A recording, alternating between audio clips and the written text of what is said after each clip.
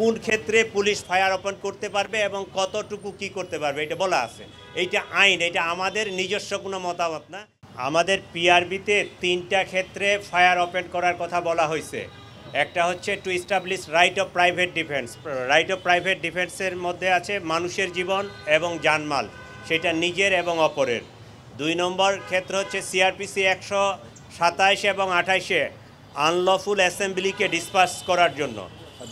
3 নম্বর ক্ষেত্র আছে কোনো যাবজ্জীবন প্রাপ্ত এবং মৃত্যুদণ্ডপ্রাপ্ত কোনো আসামির অ্যারেস্ট এক্সিকিউট করার জন্য। সে যদি অ্যারেস্টকে অ্যাভয়েড করার জন্য পালিয়ে যেতে চায় তাহলে সেক্ষেত্রেও ফায়ার ওপেন করা যাবে। এই 3টা ক্ষেত্রে যেটা পিআরবি 153-তে স্পেসিফিক্যালি বলে দেওয়া আছে। এইটা হচ্ছে অবশ্যই লাস্ট রিসোর্ট। এর আগে আমার আনলফুল অ্যাসেম্বলি ডিসপার্স করার জন্য অনেকগুলো স্টেপ আছে। এই স্টেপগুলো ক্রমান্বয়ে অতিক্রম করার পরেই লাস্ট স্টেপ হচ্ছে আমার ফায়ার ওপেন করা।